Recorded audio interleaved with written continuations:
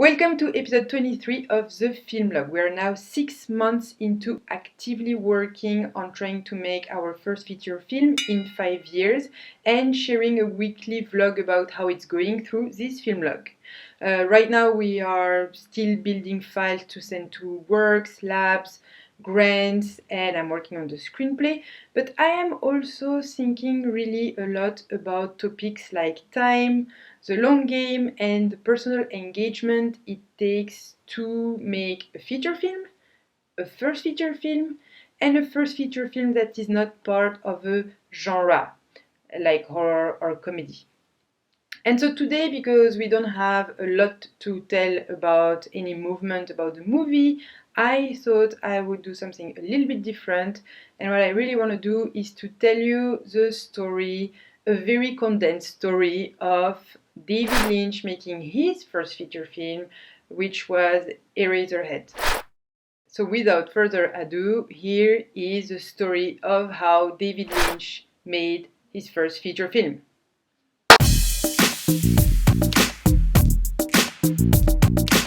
First, some facts about David Lynch. David Lynch was born on January 20th, 1946 in Montana, America. In 1967, he made his first short film, 6 Men Getting Sick 6 Times. He was 21, the film was 50 seconds long and was done on a $200 budget. In 1968, Lynch made his second short film, Alphabet. He was 22, the film was 4 minutes long, and was done on a $1,000 budget given by a patron. In 1970, Lynch made his third short film, The Grandmother. He was 24, the film was 33 minutes long and done on a $7,200 budget given by AFI. A year later, in 1971, Lynch integrated the AFI program. He is now 25.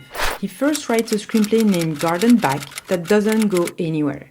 Lynch abandons it and is about to quit AFI but get convinced to stay under one condition: they let him do a film on his own term. He proceeds to write a 21-page screenplay, Eraserhead.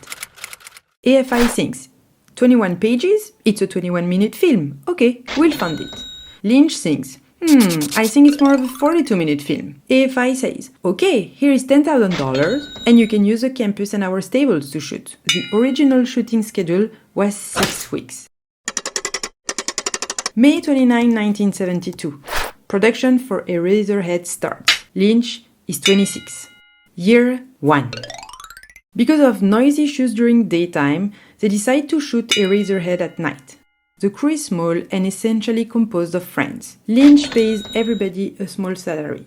It's not SAG minimum, but it's a gesture. After the first year, they run out of money. AFI says, we gave you money for a short, we can give you more money, but you can keep using our equipment. Lynch has to find money. Year 2, 1973, filming stops. The cast and crew stayed in touch, but everybody spreads to find work.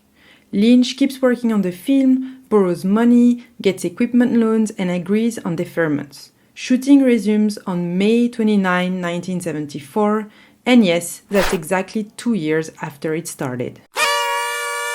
Year 3. Lynch starts living in the AFI stables. The shooting is irregular, with long breaks to prepare setups. Lynch delivers a newspaper at night for the Wall Street Journal. Shooting day starts around 6 p.m., stops at midnight when Lynch goes to work, and resumes until dawn upon his return. Lynch can no longer pay the crew, but he gives them all points. AFI tells Lynch manages to throw one last 30-hour shooting stretch and leaves the school. He rents a little guest house that he transforms into a post-production studio. Year 4. Summer 1975. Lynch is 29, and with Alan Splett, he begins working on the sound effects while cutting and editing the film. The post-production work lasts until the spring 1976. They push through to finish in time for the Cannes Film Festival, but are not selected. The film gets rejected from the New York Film Festival. Finally, they get into FilmX. During the first screening, the audience doesn't really react and Lynch takes a decision. He cuts out 20 minutes from the film. The film starts screening at a theater in New York at midnight. It premiered on March 19, 1977 to 25 people. Over time, and it took some time, the audience grows, the screening spread, and Eraserhead becomes a cult film. Lynch gets recognition from his peers, from the critics, and finds his audience, and this will lead him to have the opportunity to shoot another feature film. This was a very condensed timeline about the making of Eraserhead, but I think the biggest lessons here are that it takes time and things just never go as planned. So you just need to keep working, stay steady, and move forward. And that's exactly what we're doing for In 5 Years. I hope I'll get to have more to share about our movie next week. And if I don't, maybe I will share other stories about filmmakers who did their first film. See you next week.